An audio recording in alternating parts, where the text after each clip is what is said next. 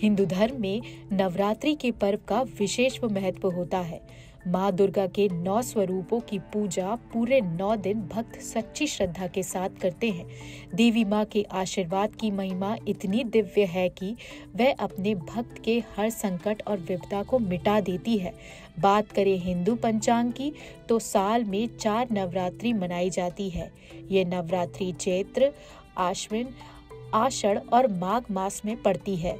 माघ माह की नवरात्रि को गुप्त नवरात्रि कहा जाता है।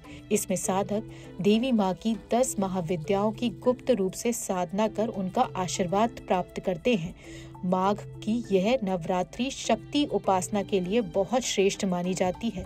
आइए जानते हैं इस बार माघ माह की नवरात्रि कब से प्रारंभ हो रही है, ये कितने दिनों तक मनाई जाएगी और क्या रहेगी इसकी पूजा के लिए घट स्थापना का शुभ मुहूर्त। हिंदू पंचांग के अनुसार माघ गुप्त नवरात्रि 10 फरवरी 2024 यानी आज से प्रारंभ हो रही है।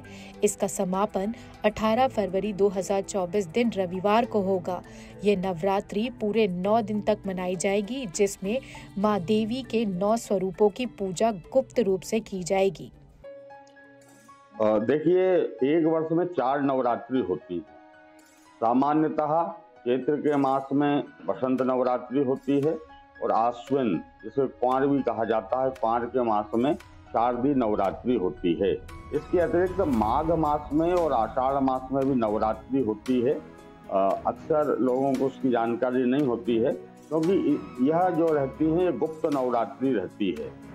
तो आगामी माघ मास में, वर्तमान में माघ मास चल रहा है, माघ मास शुक्ल पक्ष प्रतिपदा 10 फरवरी के दिन माघ मास की गुप्त नवरात्रि प्रारंभ होने जा रही है। गुप्त नवरात्रि जो है वह गुप्त विद्या, महाविद्या, 10 महाविद्याओं का तंत्र साधना के लिए विशेष रूप से उपयोगी होती है। जैसा कि इसके आगे शब्द लगा हुआ है गुप्त, अर्थात छुपा हुआ।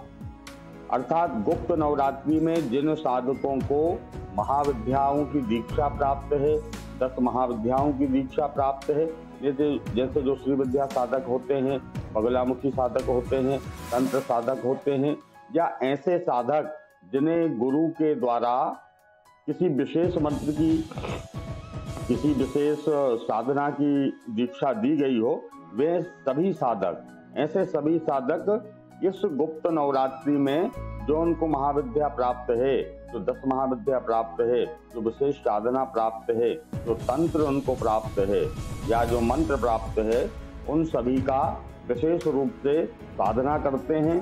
कोई हवन के द्वारा करता है, कोई तांत्रिक क्रिया करता है, कोई शावर मंत्र का जाप करता है। तंत्र क्रिया करने वाले हठ योग, शावर मंत्र इत्यादि का प्रयोग करते हैं। और जो सात्विक साधना करने वाले साधक हैं, वह इस गुप्त नवरात्रि में अपने को जो मंत्र प्राप्त है उस मंत्र की साधना करते हैं, भगवती का अर्चन करते हैं, हवन करते हैं। नवरात्रि में दुर्गा पाठ का विशेष महत्व है, तो नवचंडी या सतचंडी दुर्गा पाठ किया जाता है। तो इन सभी कार्यों के लिए गुप्त नवरात्रि बहुत श्रेष्ठ है। आप जितनी गोपनीयता के साथ इन साधनाओं को करेंगे, उतना अधिक आपको फल प्राप्त होगा। भगवती और भैरव की साधना भी नवरात्रि में की जाती है।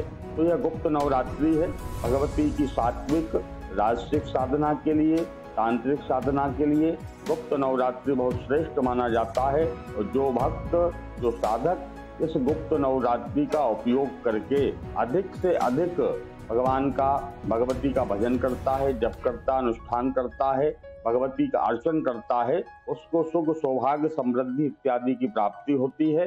लेकिन एक विशेष ध्यान यह रखना चाहिए कि गुप्त नवरात्रि हो या नवरात्रि हो, बड़ी सतर्कता के साथ और पवित्रता के साथ भगवती की सेवा साधना करना चाहिए।